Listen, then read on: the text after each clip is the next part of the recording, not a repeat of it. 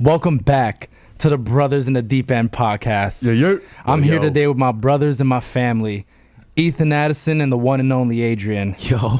Today we come together to speak about one of our brothers who made it out of the deep end. Take a guess. Right here, Ethan. That's Ethan. That's Ethan. He's here to talk about a year that changed his life forever and how his life after was never the same. He's here to speak about his experience of losing a parent along with many other losses and setbacks that came after. Through all the trials and tribulations, he stands here today to tell us his story and how he became the man he is, and how these events made his work ethic like nobody ever met. An amazing athlete, an amazing trainer, and an amazing best friend, he does it all. Take us back, Ethan, to this year where your life, and you went through it, and your life started to change forever. Damn, yeah. So that year is 2015. I'm always going to remember that year because that year was the year when, like you said it, my whole life changed. I think that year was like just L's, just big time losses. It was a big setback year, but for a major comeback. That shit's going to be stamped in my head forever. So let's just talk about it from the jump. Anyone that knows me, for those that don't know, I had a close relationship with my father. You know, he was my everything, my rock, my mentor. I would go to him for everything since I was a kid, all the way till his time was done. He would just set me right. He would pull me, if I fell off, he'll put me right back on track. He was like, you name it, he was that for me. My brother, my father, everything. I can't thank my father more enough for the. I wouldn't be. Let me scratch that. Hold up. I wouldn't be the man I am today if it wasn't for my father. He made me. When you see Ethan, you see my dad. You know, if it wasn't for my dad, I don't know who I would be. I don't know what I would be doing. I don't know. I don't know who I'll be. I'm just so thankful that God put an amazing figure in my life. You know, and he meant so much to me. We all have people that mean so much to us, and he was literally everything to me. So, you know, my dad, this was senior year of high school, 2015. My dad always used to pick me up. You know, we always used to have our daily talks before I went into school. So he always picked me up before school, and we always used to talk and have a conversation. You know, I go through anxiety, nervousness and whatnot. I probably, in my head, I have those weak thoughts. You know, I could have been a weak kid, but my dad always set me on straight to be strong. He always reminded me, son, you're the one. You know, you're blessed, you're gifted, you're talented. Don't worry, you got this. You know, anything that I was going through, he sent me back on track. And if I had a positive day, I was thinking positive, he would just reinforce it 10 times more.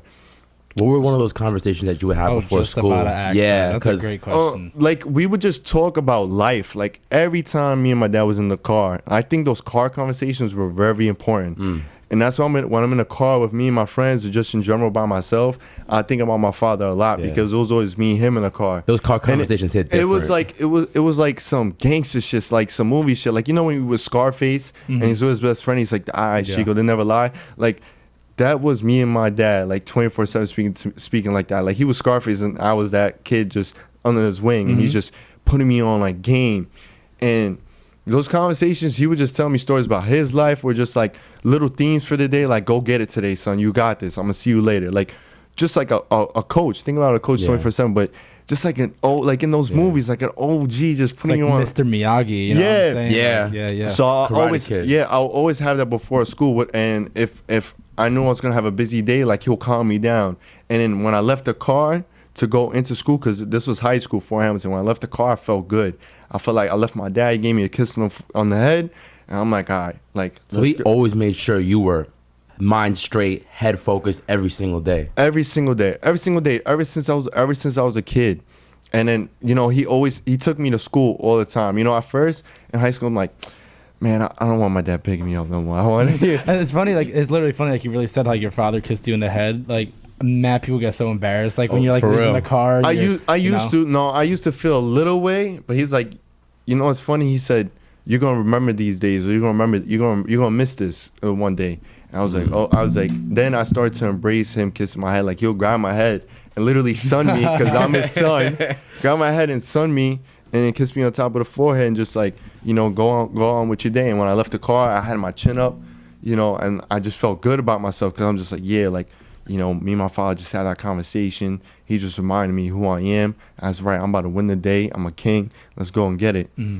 So moving forward, My dad was always a healthy man. Y'all seen him. He was always working out, a beast. I don't even know how he did the shit he did. And that's why y'all question me like, yo, Ethan, how you keep on going? Like, I can even question Adrian on it, but I understand now because I'm in their shoes. Right. So he was always working out crazy like beast. A fit guy, always on his vitamins, shakes and smoothies every day. He always used to give me like a green shake or like strawberry banana shake, like really make the shake, not from the stores, like literally make them. So he was always on point and just put me on game on stuff like that. So then, so would you say that like he was the one that influenced you into like training, career, fitness path type of way? Was that? Was like God. It's godsend because if it wasn't for football, I kind of wouldn't have got that touch into like, you know what I'm saying, working out and living a healthy life. But then I started to embrace who I truly was. I'm like, yo, this is the stuff my dad was used to do, and I'm carrying on what my dad did. It's just football unlocked it.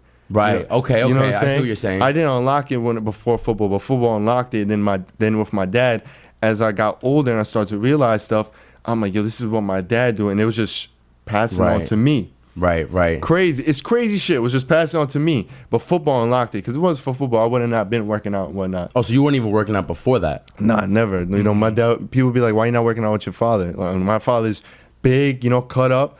And he's working out in McKinley. He was working out before I went to school. I co-worked out with my dad. And like I said, tank, bro. Yeah. He was working out before school. Or in Fort Hamilton, some days he was working out in Fort Hamilton. Some people saw him working out. Yeah, I can attest to that. I remember before practice, your pops would always be there on the side with his bike. Yeah. Always. Super nice guy, too. Like, as soon as you worked out and you knew him and he greeted you, he'd always take off his glove, bro. Always humble. Always took off his glove. And, like, I feel like that's, like, super respectful. And I feel like it just says a lot about a person. You know what I'm saying? That's some real, like old time like gangster shit. Bro. And you don't see that anymore either. You don't. You don't see that with men now, like in this day and age. Nah, that's why I'm so thankful. He's been putting me on these codes since I was like 5, bro. He just kept on instilling it in my head, and that's why I've always been ahead of the game, and that's why I operate different. You know what I'm saying? Because a lot of these cats, their principles is all out of whack, out of tag, and it's about the principles, and that's why I kind of let small things get in my head because a lot of cats fall off with these little things and. That means a lot. You know, if I call you, you don't call me back. You saying something, even though it's a little thing. It's just it screams volume. Yeah, it does. Yeah, I don't mean to bring it back, but I'm actually interested. Like, is there any conversation or anything specific, a specific detail or something that like really impacted you that he had to you, like maybe a car talk or maybe when you were in high school, like one conversation that like hit you hard? I would say you think about it, every conversation hit me hard, but one conversation that did hit me hard was when he told me that these group of friends I was hanging out with when, you know, beginning of high school, he was like, those ain't your friends. And I had a best friend. I ain't going to say the name. I had a best friend. He was like, yo, I used to call him my best friend, and he's not my best friend no more. And he never was. He was a bully, whatnot. But, yeah. But he said, that ain't your friend, you know? And he told me, you be lucky if you got one friend in your life. And that always stuck with me. He said, you be lucky if you got one friend in your life. That shit stuck with me and it still sticks with me. He said, you be lucky if you got one friend, because my dad to the end only had one friend, male friend that I knew. My dad was a little player. He had a lot of girlfriends, but he only had one male friend. And before that, his best friend passed away. So he was really like secretive with that stuff. So I was going to say, so when did you notice that things took a turn during this year? So you said you were in high school, you played football, and you hung out with your father. So when did you notice like a decline or something was wrong that changed your life? Because it was always, my dad was always consistent throughout my whole life. He always either looked the same or looked better. Yeah. You know, as corny as it sounds, like as age went on with Juan, you know, the whole Juan shit. That was my dad, bro. But you know, I know he's like, son, I gotta get these tests and whatnot, something with my liver. I don't know what they call it. Something with your liver. It's a test with your liver, endoscopy, some shit. I don't fucking know. Yeah. It was a complicated ass name, like, and he's like, you know, I have to fast. I can't do this. I can't do that. It's like, all right, this shit sounds serious. When you go to the doctor, you never had, throughout all the years, I had my dad in my life for 17 and a half years. So think about it, throughout all that, he was never in the hospital or never no bad news from the doctors or never no big thing. This was a big thing. So I'm like, what the fuck? I'm like, okay, this is in God's hands. Like, let me relax. You know what I'm saying? Then he's like, well, son, I got to start taking these pills and whatnot. I was like, okay. So I started seeing him. He started being he was losing weight. Was way more tired, wasn't as active as he was before. before. Me and him used to talk on the phone, like I said, every day. He used to tell me how, yo, my stomach's just killing me. These pills, they just annoying my stomach, you know, but I'm fighting through, son. I'm fighting through. And I'm like, what the fuck is going on? You know, I didn't know what he had, but I'm like, what the fuck is going on? This is after results. He's like, after results he's like, you know, I need to be on these pills. But he was working out. So from January, okay, so May, I didn't really see him. So from January to before May, right before May, I would see him every day, but I was seeing he was losing weight. Every time I saw him, like he just looked more tired and was losing weight. But he was still working out. You get what I'm saying? And I'm like, all right, what's up? But I'm having faith. He's like, son, I'm pushing through. He always remind me. Like, he always talked to me because I was his best friend too. Right. So he was telling me how he felt like, yeah, this shit is kicking my ass, but I'm pushing through. Like, my stomach's killing me, but I'm pushing through. But he was just losing weight. And then he calls me one day. Mind you, he's picking me up every day for school. So he calls me a little bit before May. He's like, son, you know, I'm not gonna be able to pick you up. I'm just a little tired. I need a little rest. All right. I'll call you if I come pick you up. But for right now, if I don't call you, just, you know, find your way to school. Which school wasn't that far from me. It wasn't that far at all. So I was like, all right, like, no doubt. So then, then after that phone call, now this is May. I know fast forward, but this was May, and I'm like, then May to June, I didn't see my dad for a whole month because. Mind you. And also, I forgot to mention, me and my dad used to hang out like every weekend or every 2 weekends. We used to hang out. Right. Every weekend or every 2 weekends, we used to hang out.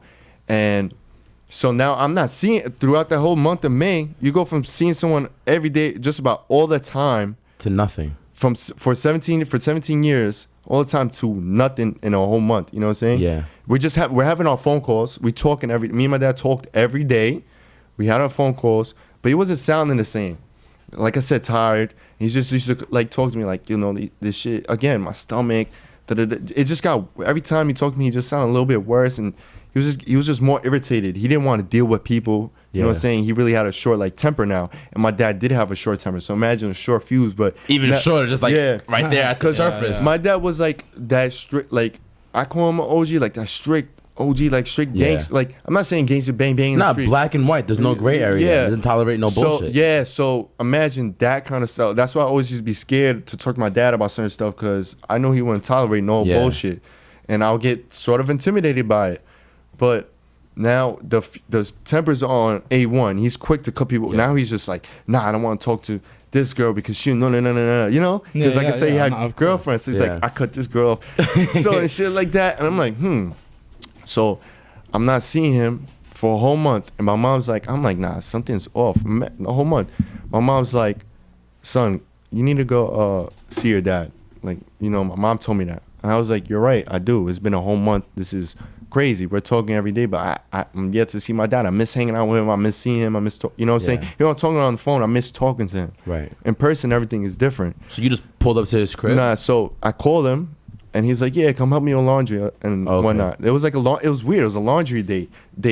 And me and my dad used to do laundry. So I'm like, all right, I'm pull up. So funny thing about this is that, so I said, yeah, I got to, you know, my dad preached being a man of your word and being accountable. So I forgot about the laundry. I went after school. I went to the gym. Oh, shit. So he's like, he calls me. Yeah. I'm like, oh, shit. I have to go help my dad. You know, I'm like second set into my first workout, so it isn't a big deal. He's like, son, where you at? And I'm like, oh, shit. I'm like, all right, my fault. I'm coming right now. Bye. And the gym wasn't that far from his house. I ran to his crib. All right. Then I opened the door. So I opened the door. I told my dad outside, so I opened like that front door.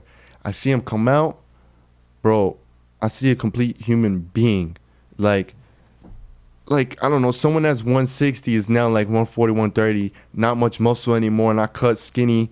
You know, he let his hair grow a little bit more. My dad was always well groomed. Yeah, of course. And it was scary. I got scared, and his eyes were yellow. And I'm like, whoa, this ain't my dad. Like, no, something is up. Like the white was all yellow. Yeah, the white was yellow. And I'm like, I didn't say nothing when I saw him because I didn't want to like scare him and I didn't want to like scare myself.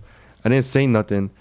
And we're walking and I'm talking with my dad, but it's weird kind of talking to him because we haven't talked in person, but we've been talking over the phone. And I used to vent to my dad about everything.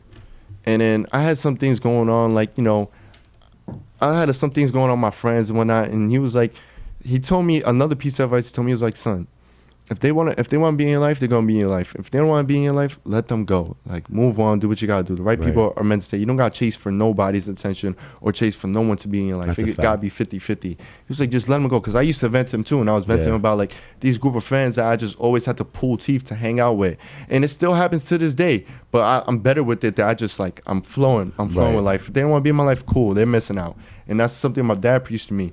And he's talking to me. We had that. I remember that talk on the way to the laundry. I remember this day like it was yesterday. I remember my dad walking me side by side. I remember everything, like everything. So my dad, I'm like, Dad, how's everything? How you feeling? He's like, you know, son, I'm good, because if I wasn't good, if I wasn't pushing, I wouldn't be here today. And he always said that over the phone. So I'm like, what the fuck? Like, what is he saying? He wouldn't be here if he's not pushing. Like, this shit sounds serious. And I can't really say much because I'm just like, I'm in shock and I don't know what to say. And you don't even know what's going on, really, to be honest. No, I don't. All I know is that my dad is like a shit ton worse. So I told him we doing laundry and he's barely eating. So I go to get an Oreo from the store midway laundry. You know when you put it in the dryer? Yeah. And he's looking at my Oreo, right? And I'm like, yo, you want one? Because again, he wasn't eating like that because he just couldn't tolerate. When you're having those stomach pains, you don't really want to eat. No. So I'm like, yo, you want a piece? He's like, yeah, it won't hurt. I break him in half. I give it to him. But he just looked weird. It was just weird, you know. My heart was saddened. I just knew my dad wasn't right. You know, his jeans were more baggy on him. He was really skinny. And as we're walking out to the laundry, as we're walking out the laundry, we're done. I just told him, I was like, Dad, you need to go to the hospital. I was like, go. And my dad he always respected my word, even from a little kid, because age, like, I want to get this point across. Like, regardless of the age, you gotta listen. You gotta just listen to people. You never know what you could get from them. Just because I'm younger than you, or you know, it doesn't mean you can't take advice from me. Yeah, my dad age doesn't mean anything. You know, at the end of the day. Yeah. So my dad really took my advice. He's like, once I told him like, you need to go see a doctor. My dad respected that, you know, because he wants to make his son proud, and he respected his son, and he loved me a lot. So he goes to the hospital. 2 days later, I get a call. Like a day later, I get a call from my aunt. I'm like, okay, this is my aunt, my dad's side. I'm like, she's like, Ethan, what you doing? I'm like, no, I'm in the house, I'm eating. And she's like, all right, Ethan, well, you need to come to the hospital. Your dad's in the hospital. I said, what? Like, bro, right when I dropped the food, I told my mom, I told my stepfather, I'm like, come on, we need to go. My dad's in the hospital. Boom, boom, boom. Like, I dropped everything, like legit everything. Boom, ran out the crib, like in 2 seconds. Went to the hospital. And I'm a little hype. I'm happy because I'm like, all right, like I'm gonna like cheer my dad up. I see him. I'm like, I go into the room. I'm like, Dad, what's up? Everyone's like, shh, shh, shh. And the room is dark. I'm like, whoa, yeah. Oh shit. Because I'm like, hey, Dad, you know, I'm gonna Brian. Maybe he's in the hospital. So I'm looking. Yeah. And before my aunt called me that day, I didn't hear from her for a day. So that was a little weird. And that's weird because you're talking every single day. Yeah. So I didn't hear from the day after the laundry. So she's like, yeah. So we go out, and then everyone's like, shh. I'm like, oh, I got mad serious, like, quiet. Yeah. And then I'm just like, what the like, I can't. It's so hard to explain, but at that moment, now they're talking stage 4 cancer, pancreatic cancer. And my dad's like, nah, I don't got cancer. Because, you know, he's probably scared shitless too. Yeah. He's like, nah, I don't got cancer or whatnot. And that's what they say. And I'm like, holy shit. And then, like, I see my dad cry in the hospital bed as I was with him, me and my mom. I see him cry. And I was just really sad. You know, my whole family, it was just different, man. Just my dad laying in the hospital bed, and I couldn't do nothing about it. And I wanted to just take him home, wanted to get him out of there, but I just couldn't. You know, and they're running tests to see if it was really cancer because they're calling it cancer. Yeah. And when they came back, I was like, oh, fuck, it's stage 4 pancreatic cancer. And then, like, you know, one day came in the room and they told me that. I literally ran out the hospital room, like in front of my dad. I ran out the hospital room, I was side by side with my dad, ran out, and I just like, I banged on the wall and just started crying. Like I banged, boom, boom, on the wall, and I was just crying because I'm like, yo, I'm about to lose my dad. Like, how's this possible? Yeah. Like everything was just good. You know, how's this possible? And I'm just going home. I'm not Ethan again. Going home, it's empty. My heart's empty. I don't feel like doing nothing because my dad's in the hospital. I'm home, and I was still in school. This is senior year of high school. This is June now. Right. This is June, and then I used to go see my dad you know, right before school, used to take the train early in the morning, go see him, get him what he needed. And then I used to go to school, and no one knew what I was going through. I just took up to the smile on my face. And then after school, I went right to the hospital again. And I just never wanted to leave my dad. How are you able to be in school? Because for me, to be honest, like whenever I've dealt with stuff, like, you know, I'm messed up all around. I can't even smile. I can't even focus. I can't do anything. Right. So how in the world were you able to? You're basically other half, the guy who taught you everything you know, be able to be around people and smile like that. Like how that type of perseverance, like that's a different level, because I just had to carry on because I knew that's what my dad would want me to do. I just had to hold down the fort. I'm going to school. I'm giving him what he needed. I'm chilling with him for like an hour before school, and then I didn't want to leave to go to school. Mind you, this is June, so we're ending school, right? But we still had to kind of go, and I'm graduating. This is my senior year. You know, he didn't even show up to my prom. He couldn't even because again, he wasn't feeling right. He didn't even show up to my prom. He didn't even see me for prom. I had to show him the prom pictures through my phone, and he was like, you know, we was joking about the pictures because like he says I always look like him, or like, nah, you guys look identical, identical. He always used to say facts. Yeah, he used to say like I look like him, or look at you, look, that's what I do, like you're doing it. My young OG. Yeah, like cutting ass on me in a sense. And he just, I seen him smile. He's like, then he's like, oh, I want this picture in the frame. But then like he stopped when he said that, because he was probably thinking like the M was near. He was like, I want it in the frame. But then like he paused, because he probably was thinking like, I don't even know how long I'm gonna be here. And you caught that subtlety. Yeah, I caught it. It was like I want it in a frame. But then like he like stopped. He kind of like took back on that response, that picture of me in prom. Yeah. But so you run out the hallway. So I run, like all that, and then they were just like, well, there's nothing really we can do. It's either we operate him on the operation table, or we just hospice. And we was like, nah, I'm not losing my dad on the operation table. I'm not gonna put him. His body's already frail and weak. His ankles start to get swollen. You know, he always slept like a feet up. Yeah, his ankles elevated. were like, yo, like this, bro, like big as hell. You know, like, and I'm like, all right, so we take him to hospice. He was there for like a week, I think, in the hospital. And we did like a little walk in the hospital one time. We had a little conversation, and then it felt weird when I had to leave. When we did a loop around, and I had to get in the elevator and leave. And I felt bad leaving him. I didn't want to leave my father. I just had to go. I had to go do something. I just had to go home. And I felt bad leaving him. He's telling everyone around the hospital, like, look, this is my son. And I just felt bad because my dad was really frail and skinny. I'm just here, and I'm looking at my arms. I'm always like mad self-conscious. I'm looking at my arms, making sure like I'm still big and I still got it. Because I didn't go to the gym and whatnot. So funny thing is that my dad's like, yo, you look good. Like, you're fine. Look at me. That's what he said. He's like, oh, I'm mad frail right now. And you're looking at your arms, seeing. And because I didn't go to the gym. You know how I am.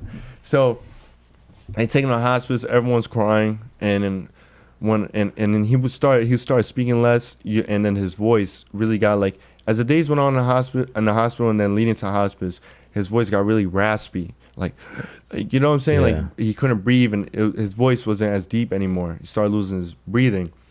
So hospice came, and I just felt weird when we took him to hospice. Like, I can't explain. Whenever you have that gut feeling, like something was off. Yeah, that aura was off. I took him. The energy was off. We put him on the bed, and then like we tried to stand him up. He was like, no. Like when we tried to pick him up, he's like, whoa, put me back down. Like we tried to adjust him. He's like, put me back down. And then we was waiting for a little bit, but he really wasn't talking like that. As days went on, he started talking very less because he couldn't just talk. Like it was just either it was hurting tired, to talk. Yeah, it was tired or hurting him to talk. Yeah. And I used to call him even after school, and he was talking to me less. He would just hear me, but he really wasn't responding back. So it wasn't my dad. I missed it. It wasn't the dad that you knew. No. So as we leave, this is the first day in the hospice. All right, we're with him. We're like, all right. I told him, all right, Dad, I'll see you tomorrow. I was gonna say, all right, goodbye, Dad, but son said, no, say you see you tomorrow. Son told me that, so I said that. And even though I said that, I felt weird. I'm like, something is fucking off. And I was thinking about staying with him. Yeah. I was thinking about staying with him and sleeping. And then I go home, rest up. My mom wakes me up, and I knew when my mom woke me up, she shook me. Like, no, my mom don't normally wake me up, and she was like, Dad's gone. And then I ran out to the backyard. I got on my knees and I prayed. I wasn't really crying. I was in shell shock. I was just like, and I ran out. I didn't even say nothing to my mom. I ran out, ran to the backyard, got on my knees, and I prayed. And then that was the day I had to go pick up my yearbook. Picked up my yearbook. I seen Glover as I got out the car to go get my yearbook. I cried in Glover's arms. I cried in Glover's arms. He's like, because I told him the news and I just was crying. I got my yearbook. I was like, look, I need to get my yearbook. And I wiped my tears. I was like, I need to get my yearbook. I got my yearbook, went the fuck out. And as I'm opening the yearbook, and as I'm in the car going to the morgue, I see my father. I'm like, oh, shit. Wow. Yeah, it was spooky. That's crazy. You know, as I'm in the car going to the morgue, looking at the yearbook briefly, first thing I look when I'm scrolling through it and I'm near the hospital, I see a picture of my dad and Austin's dad. Shout out Austin. I see them together. I'm like, wow. And I'm like, oh, wow. Like, my dad was just... And healthy, too, in that picture. And looking healthy. good. And then that you remembered. And then we go into the morgue. I'm like, all right. I braced myself. Like, you know, when you go in squat, like, I literally took a deep breath in. I opened the morgue door, and they slid my dad out. And I just looked down, and I really wasn't crying. I rubbed his head. I kissed his head. I said, I got you. And then I kissed his head, and then I just left. And then from then on, I was like, it's on me now. And then, fuck, yeah, that shit's just, then everything just went downhill from there. Holy shit. What a way to start a year. Yeah. Nah, but End it too. That's June. So, just to wrap that up, you know, you're continuing his legacy. You know what I'm saying? You're bringing that on. He told me. He told me in the hospital. Another thing he told me in the hospital. He said, "Better days are ahead, son." He always told me that. Yeah. Better days are ahead. He told me that in the hospital. I couldn't believe it at the time when he said, "I'm like, how is better days gonna be ahead after this?" But he said, "Better days are ahead. Don't worry." He said that every time. He's always told me that, and they are here. Better days are here, and even greater days are coming. Because I'm like, wow, you know, life is good right now, despite all the losses. And what my dad went through could have been all avoided if he just done some stuff right in his past. Could have been avoided. And if he got treated earlier. That just comes to a testament that, like, every decision that we make now has an effect, whether it's 5 minutes, a week, a month, 5-10 years down the road. Every decision we make has that ripple effect. It literally You know counts. what I'm saying? You don't know what we do now, how it's going to affect us down the road 20-30 years. Exactly. Yeah. You know what I'm saying? And I want to say something. It could have been avoided that, and it also could have avoided the doctors, because my dad wasn't getting better months and months, week by week. It doesn't take the doctor to tell you, like, oh, this medicine ain't working. He was on some medicine. So they kept him on the same medicine for months while he was getting worse. And exactly, and he wasn't getting better. It's common sense. And it was like a new medicine that was testing something. And my dad, you know how men are. We're kind of stubborn, stuck in our ways. Like, all right, we got our head on, stuck on something. Like, all right, this is gonna work. Like, I'll do it. Yeah, I'm gonna do it. I'm not gonna give up about it. I'm not gonna, even though I'm hurting every day. You know what? I'm going to push through. I'm going to persevere. This is the process. You know, I gotta dig in deep. I gotta be a man about it. And that was my dad. But he just wasn't getting better. From January to June, you're getting worse. Yeah. So I felt like that was a part of it too. Like, maybe if he went to a different doctor or had a different medication, he probably could have still been here. Who knows? So my dad passes away and all that. I'm not Ethan. I'm just zoned out from this world. I'm on my own. I'm just zoned. And just to get time and events, he passed away in that June. June 2015. Okay.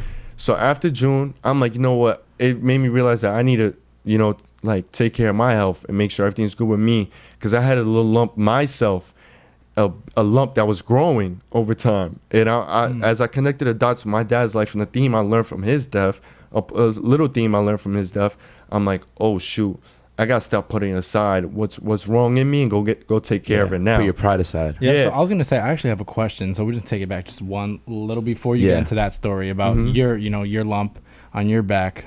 So like when you were going through this situation with your father, and after he passed, did this event have an effect on your relationships with other family members or friends? Yeah, because you from what you told us, you were in a very very dark place and you didn't want to be bothered. Did you have a lot of friends hitting you up, reaching you out, saying like what's up, or like did you just kind of blow them off and you kind of just needed time to think for yourself? They set what up during the wake. No one knew about my dad. When everyone saw the news that my dad passed away, they said they sent them their condolences. I'm being cordial about it. Yeah. And they came to the wake, but even at the wake, I'm saying, oh, they're like, hey, I'm like, yeah, I'm still there. But then when I went to bury my dad, it was just me and my family and like one friend. There was no one else there. And when I looked in the casket, I looked down, it was just me, my family, and that was it. And I was like, no, for everyone that showed up to the wake, clear, I love y'all support. But at that time, I was just like, like. No, but that's your dad, you know. Everyone said something, but no one was really there. You know, they was there for like 2 days, and then after those 2 days, it was like they stopped hitting me up. No one checked up on me. You know, and it's all good though. Everyone got their own shit going on. I can't use that against them, but that's why I was just in my own shit because that was my everything. I knew that if I had my dad, as selfish as I didn't need nobody else. Yeah, I was like, all right, me and my dad against the world, and that's how I felt. And then when I lost, I was like, oh, well, I don't got nobody. You know, and that's what brought me closer with all my friends. I'm like, you know, it's just not just me against the world. Like, I need to keep my friends tight. Yeah, that band of brothers. Yeah, that band of brothers. That's why I hear Brothers in the Deep End together.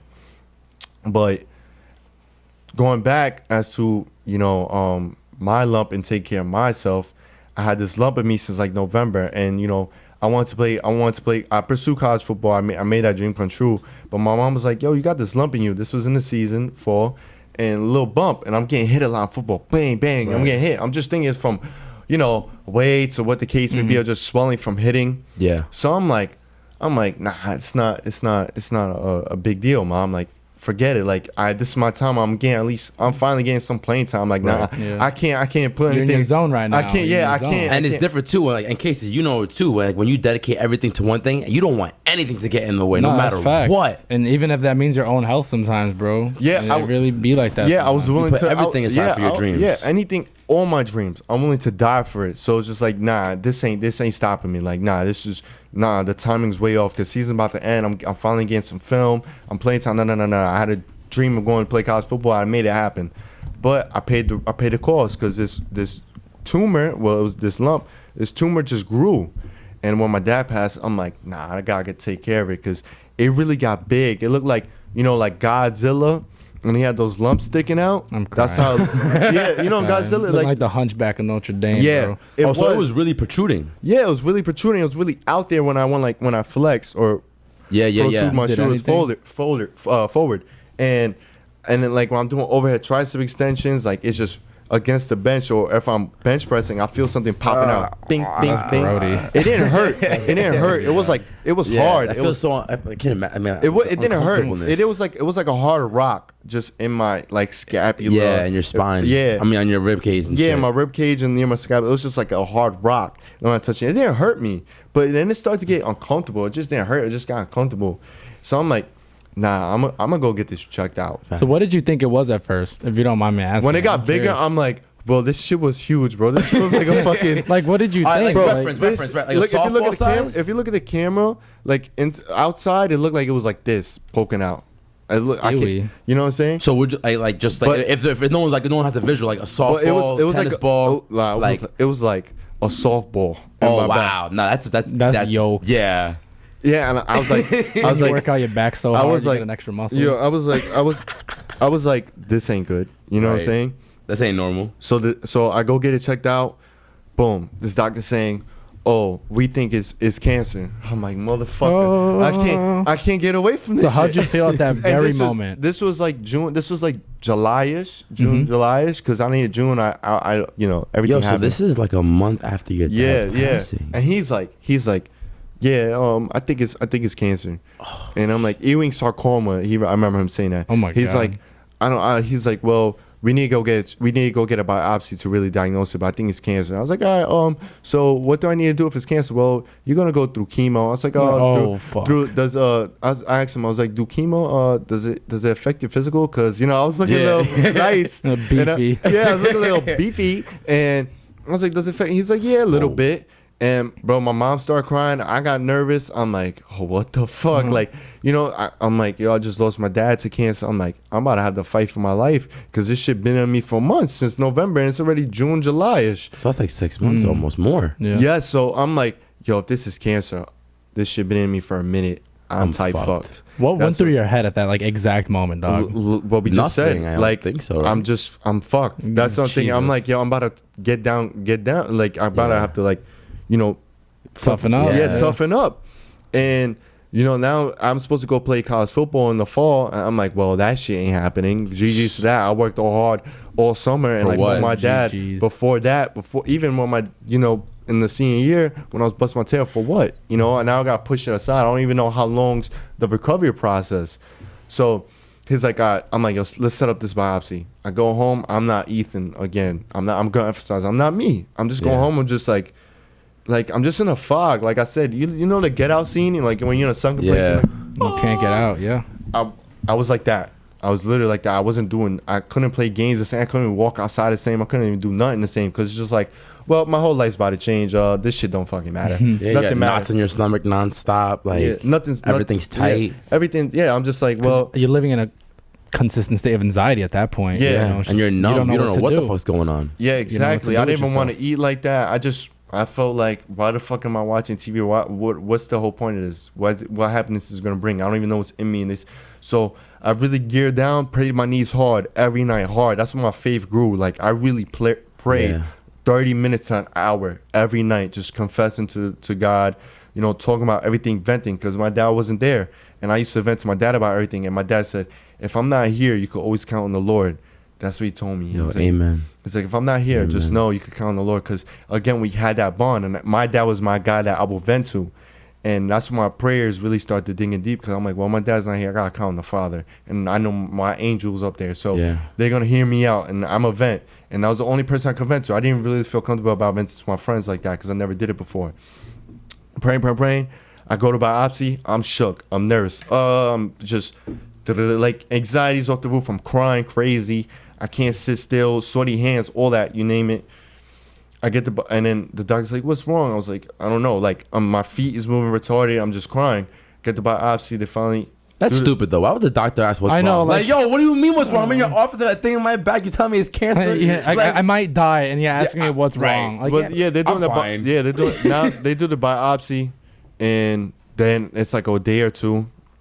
I'm like, oh shit, like, okay, they finally did it again. I go home. I'm like, I'm praying hard. Again, Ethan's not Ethan. I don't even know. Like, I'm just going through the motion. I'm just going through days. I'm just trying to sleep so I can figure out What the fuck's going on? get the test. you got my throat hurting over here, bro. You got me feeling it here, bro. Yo, I so- feel you. Well, right I'm now. hot right now. Like I'm sweaty too right now because it's bringing me back. It's so hard for me to talk about this. Y'all don't understand. It's so hard for me to talk about it, but I'm going to talk about it. It's a lot more details. This is just a little tip of the iceberg of what I was going through. There's so much more. I used to write about this shit. I was like, one day I'm going to talk about it. I'm talking about it just a little bit. So the biopsy, the day comes. They told us this time. I guess my mom said all over too. We get there. And mind you, I'm 17. I lost my dad at 17. And I'm 17. And then I go to the pediatrics because I'm 17. And I see these little kids with like these deformities. And I'm going to a cancer center. Right. So I see them. These kids have cancer, getting treated for cancer.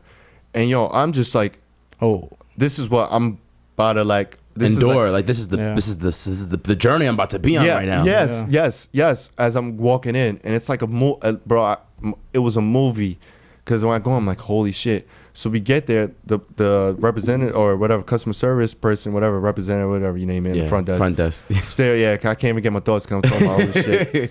She was like, oh, you guys are here way too early. I think we was there at like 9. Our shit was like 12 or like 2. It was in the afternoon. We're like, what? So again, now all the buildup with me just trying to get the answer is still Even in me. more. We went across the street. My mom, my aunt was there, and my grandma. They're talking. I'm not even getting a conversation. Mind you, I didn't want to talk to nobody. Yeah. I'm just sleeping. And they're like talking to me. I'm like, because in my head, I'm like, what? I just want to find out what this is. I can't talk. I can't be normal. Nothing else matters until I get these results. Nothing. And that's how it was. Nothing else mattered until I get the results. From the day the doctor said that, nothing else mattered. I didn't care don't talk to me, No, exactly. I mean, as you should, you know what I'm saying? So finally we go back, and then there's no kids there no more, and we're just waiting.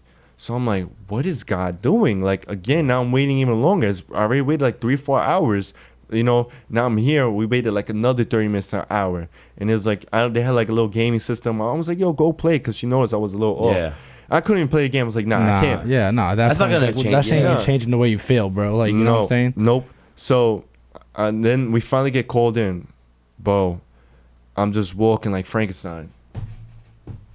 walking like Frankenstein. Did you get that tunnel vision? Yeah. Yes, I had- you like everything just don't like you just start narrowing like out. y'all Yeah, two it's on the crazy. right on the side of me, I'm straight. Like throughout my Your whole peripherals don't exist. Everything's getting black. ever since the doctors told me everything was like this. My mom was here, but she wasn't really. Yeah. I'm just zoned. I open the door. I'm sitting, and they're talking, but I'm kind of like in the blur in my head. Like they're talking about the results, but I'm kind of in blur. So he says, it's benign. I remember finally getting it out because you know how they have the little intro talk. I'm just like, yo, get to the fucking point.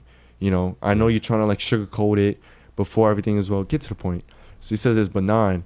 My mom starts crying hard. I'm like, well, Little does Ethan know what that means. Yeah, at the I'm like, time. I didn't know what it meant. yeah, because at the time, again, my head is all over. Yeah. Yeah. So he said that. I'm like, my mom starts crying, like crying, and I'm like, well, here we go, fight of my life. Like, here we go. You're young though. You know, you're young. You don't. You know, you're not supposed to really. I'm not gonna say Yeah. not supposed to know, but like, you know, what I'm saying, like, no one at that age should be going through something like that. Yeah, you know 17, what I'm and saying? I lost my dad, so I'm like, well, Exactly. here we go. Yeah. Like, time for me to tighten the fuck up. I told my mom, it's gonna be all right. It's gonna be all right. Like, I take it day by day. Like, it's gonna be okay. And she's like, oh no, but you know how people crying. Like, you can't really understand what they're Yeah. saying. She's like, no, it's not that. And I'm like, oh, what are you saying? Like, what? Like, she's like, no, he said it's benign. Like, it's not cancerous. And I was like, look, you see my eyes? You know what's Bro. fucked up though? It's like she's crying and you're confused and the doctor's just there like He's like, what the? Yeah. He's looking at both of you like, didn't what the even fuck say is nothing. happening? He's just like Yeah, he's like, and I'm like, bro, my eyes lit up. Like, I Yeah. felt like the angels were just with me. Like, the trumpets to like- heaven's gate. Facts. yeah, The just, Turks. and then, like, the sun was just shining. And I'm like, I finally could breathe and Yeah. just be me, like, be that goofy Ethan talking and whatnot. So I'm like, I don't, you know what I'm saying? I'm like, I don't even know what to say right now. I'm just. so I'm like, happy. Yeah. I'm happy, and I'm like, okay. He's like, well, we need to get it out now because it's invasive, and it ate like 3 or 4 of your ribs. And I'm like, oh shit, it's Take like it that. I'm like, Take it out. I'm like, oh, it's like that. This tumor. He's like, yeah, it's invasive. Like, you need to get it out now. And I'm like, well, let's fucking do it because the sooner I get it out, the sooner I can recover and just move on with my life finally. You know, because this felt like it was holding me back. This is like a week or two already. So we set the date up. It was like 2 days from then, or like a week later. It was like 2 days they set up the surgery. I go. I'm like, it's like game day prior to surgery. I put my music I'm in the car, playing my music. I'm a hype shit. I'm like, here we go. And then when and then I'm in the hospital thing. I'm anxious because I'm like, here, this surgery, anything with surgery. I'm like, put it in. I wake up, bro. Once I wake up, I was in excruciating pain. My body was just hurting because imagine they said, well, we have to take our ribs and we're doing two.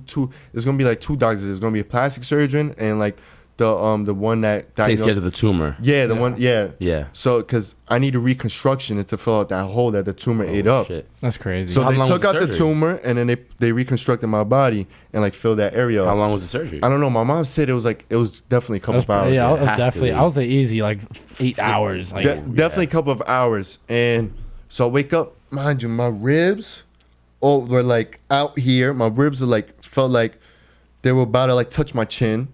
I couldn't, and of course, and they said they were cutting through nerves in my back because it's in my back. So cutting shit. through nerves in your back, I couldn't feel I couldn't feel my ass, my hips, or like my quads. I couldn't feel none of that. I couldn't feel did you have a catheter? a catheter. What's that? Like for pee? Like you couldn't. yeah, control yeah, it for yeah. piss? No. Oh, that's fucking crazy. Yeah. That would have freaked out. That would. Yeah, I had that. I'm touching my like. Okay, you this is stupid, funny. you I'm beef. touching my You better beef. say it's beef. Yeah, I'm touching my beef, and I'm like, It's not getting up. I don't feel it. No, I'm like, I don't feel it, or I feel like a string in it, and I'm like, what the fuck is this? Like in my head, but I can't move, so I'm just like, what the fuck is this? Like, you Is know, that the what I'm saying? first like you wake up and you're like my beef? No, I would No, have died. I bro. touched. would've I died. looked at my ribs, and my ribs were just hella swollen, and I'm like, oh, and I couldn't move, bro. I was like, oh, and I just had all these tubes in me in the ribs and Yeah. whatnot. I had like 3 tubes in me for like the blood, something with your blood, like excess blood in Yeah. that area to get it out of there. And I'm like, oh shit. I'm like, yo, I'm in pain. Yo, this shit hurts. My whole body's numb. I'm so uncomfortable. And bro, that experience was retarded because I'm on a bunch of pills, pain meds, you name it. I couldn't sleep because I'm so uncomfortable. It was hard for me to breathe. I lost like 20 pounds off the rep. I woke up and everything was just gone. It was like I had no cuts in my arms. I was just back to skinny ass Ethan. I'm skinny, but I'm lean cuisine now. Chef Boyardee, yeah, baby. I'm lean cuisine now. But I'm like, yo, Slim fit. So I'm like, yo, like how, yo, I couldn't even like. I was there for a whole week, but it was horrible. Yeah. It was horrible. I'm seeing these kids with deformities again, like amputated arms, kids going through cancer, kids are probably never getting out the hospital. Just the hospital smell. I couldn't shower. When I go to shower, I had to sit down and someone's just wiping me. I couldn't move. And I went to go take a shit because of so much meds. And when I went to go take a shit, bro, I was shitting out pebbles, but I felt like I was shitting out boulders because of the effort of me. I'm like, you know, I can't. No, Like, my 'cause it body. hurts. Yo, but think when you shit, you gotta use your core. You use your whole know what body, I'm saying? bro. There's nothing there, bro. She was like, oh shit. And Use your whole exactly. body. And that shit, and I just couldn't connect my mind to, mind to muscle. So I'm like, oh fuck, like, and then that whole experience was crazy. Just recovery. recovery. Yeah. How long did that take you? Let's see. I was back home like late August. It took me a month. I was good pretty to go. quick. Like I was good to go in October, about it. mid-October. It was a month. I did a lot of therapy. I was just home sleeping on the couch. I had those tubes still in me, and just Ooh. doing mad therapy and like whatever I learned from 101. Shout out Delano. Yeah. He really hooked it up. Whatever I learned from him, I was doing at the house again. You know, I was just on a constant routine, being consistent, and then I was just doing that. But my tail, therapy, going home, and just sleeping a lot because I was in pain. I still was in pain, bro. I still really couldn't feel my Yeah. legs. I still couldn't feel nothing. I couldn't feel my ribs. I still was in pain, but I was cleared in the hospital. I barely could walk. Just everything. I So barely. who helped you during that time when you were in the crib going through all this time? My mom held it Yeah. down the whole way. You know, yeah. My dad's side of the family came to visit me once. I'm in the hospital the whole week, like Monday through Sunday. Yeah. So people typically working. Bro, it was just me and my mom. No one else was there. No one else checked up on me except my two friends when I told them, like, yo, come through. Yeah. And then when they came through and they'll make me laugh, I'm like, well, y'all need to go because y'all make me laugh too much and it hurts. Like, it hurts. Like, So I'm how not- did that evolve your relationship with your moms? it got me and my mom hella close because me and my mom, my dad raised me, but my mom just nurtured me and just gave me that love. But my dad told me everything I know. Yeah. But really, me and my mom grew really tight after my dad passed away. Like now, she's like my homie. I could talk to her about like anything. Right. Shout out to my mom. She held me down. She held the family down. She was sleeping on that hard, like the futon was this hard. There's one thing. She's sleeping on it, and just hella uncomfortable. And I'm bitching at her because I'm in pain. I'm just constantly. Yeah, I need someone to lash out at. And unfortunately, the victim was my mom. Unfortunately, it was her, and I was just bitching. I'm You like, needed someone to let it out on. I at the couldn't time, you know? sleep, bro. You're off meds too. I was off meds. I couldn't sleep. I was getting 1 hour of sleep, and then the doctors were waking me up. They would roll me forward like a rag doll to like check on the scar, Yeah. check on the tubes, and like take one tube out. When they took a tube out, it just felt weird. It was like phew, out my body, like it just felt like weird. It felt weird Yeah. because every day they were taking one tube out, just checking on the tube, and it just put me down. I just felt like the fluid just come out of me when they took the tube out. It was weird, but bro, it was horrible. And then again, I'm hella skinny now. I still don't got an appetite. I'm rarely eating. Then later that year, I lost my grandpa. You know, in December, I lost my grandpa, and that could have been avoided too. My grandpa has all these conditions. You name it, he probably had it. He had all these conditions. So he was in a nursing home because my mom couldn't. He was in the nursing home. My grandpa for some time in his life after this car accident, we had to put him in a nursing home because we just couldn't watch over him like that. But my mom was there every weekend for my grandpa. My mom. This is your dad's dad? Or No, this it's is my your mom's dad. Okay.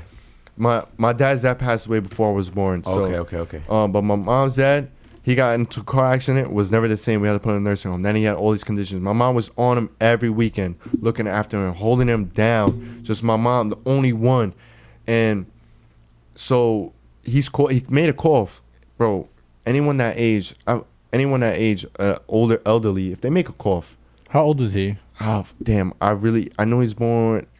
Forgive me, I literally like, I'm just, my thoughts are all over.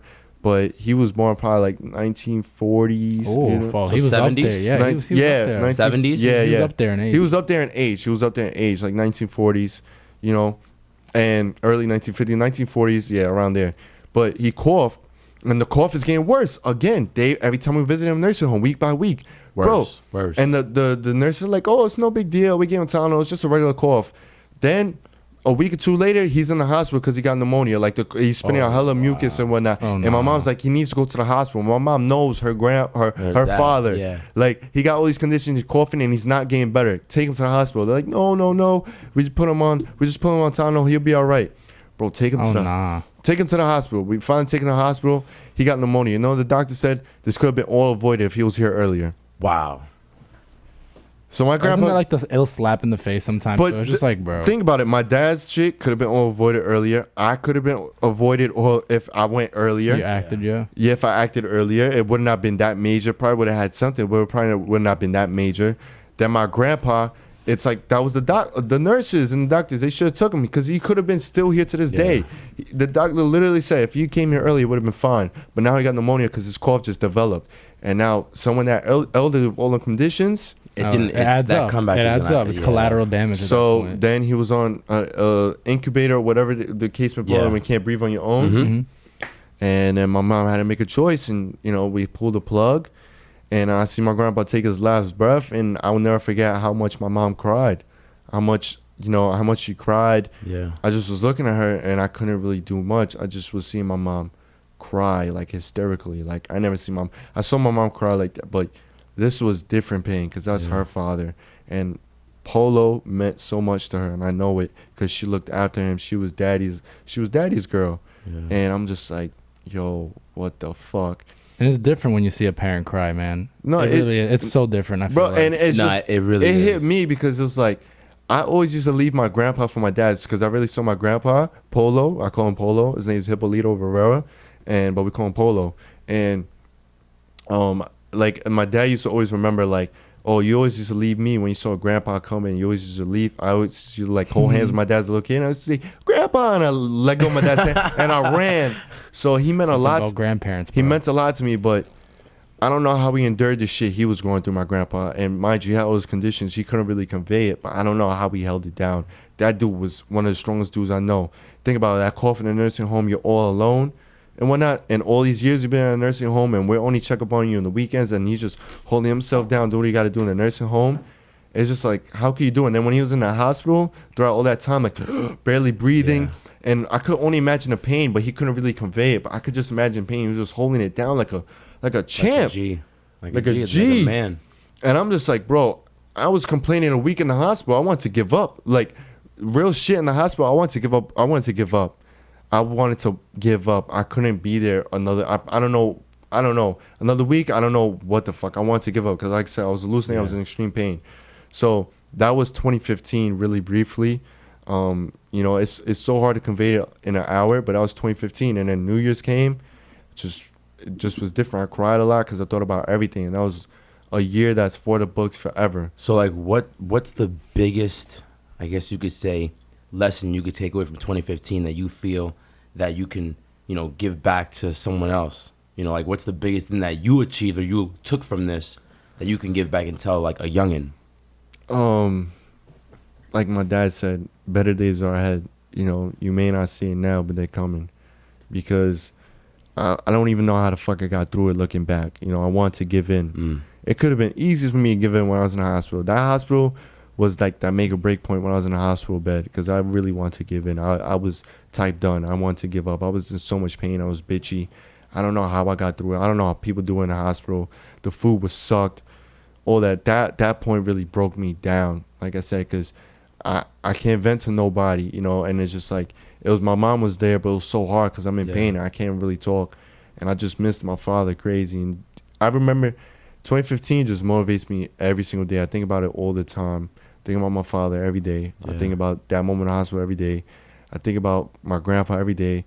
And then ever after 2015, just life got really serious because I seen a lot of death, a lot of tragedies. I lost, my cousin. I lost, my cousin's father. It was just so much losses after that.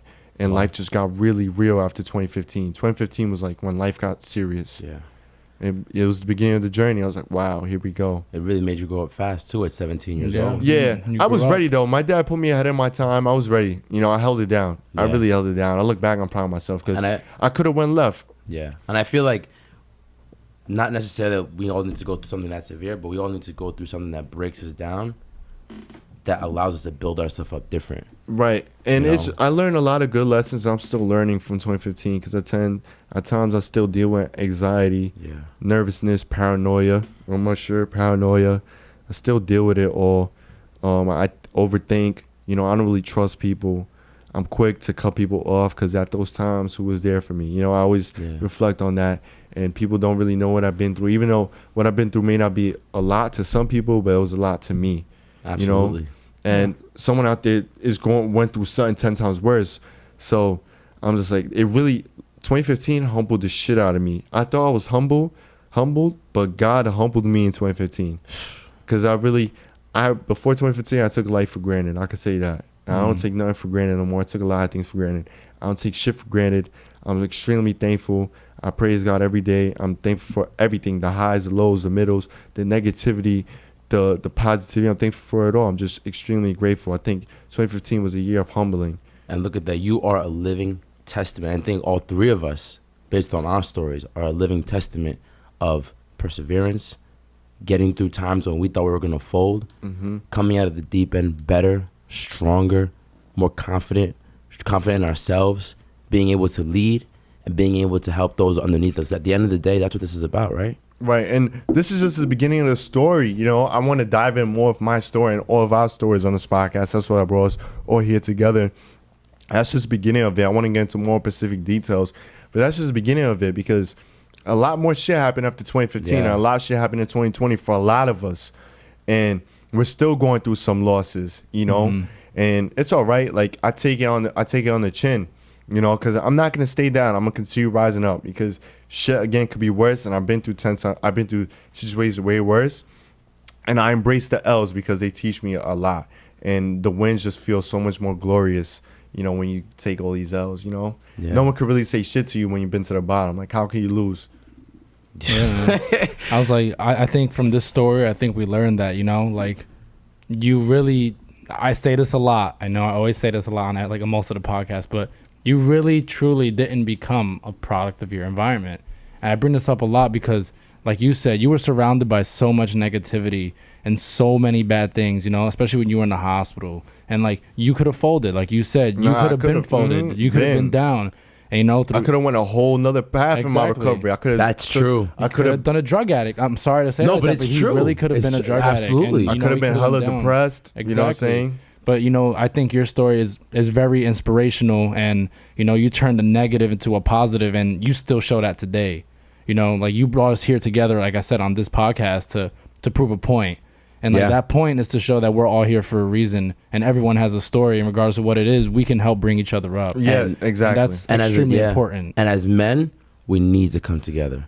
We need to lock arms and push forward together. And that's the message that we're trying to get across to everyone watching, and all the guys, even females out there, because listen, there's females out there that deal with not being able to talk either, not just men, but this is about, you guys seeing into our lives and us being vulnerable and us being open so that you guys can see that you're not alone. Right. I was just about to say that, like, this is to show people that you're not alone out there, because I know how it feels to be alone. Yeah. But you're really not, because I had to count on God. And even though people are temporary, you really gotta embrace being alone at times too. But you're not alone. That's why if you need help, go call it, go get it, and just embrace the people you're around, because like they say, you just never know. Life is crazy. Don't hold no grudges, and just live.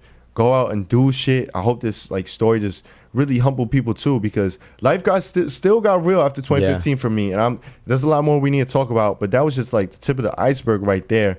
And losing my dad, it still affects me. All that shit still affects me to this day. But I push on, head up, let's go, let's rock. That's me, and I'm just a better man because of it.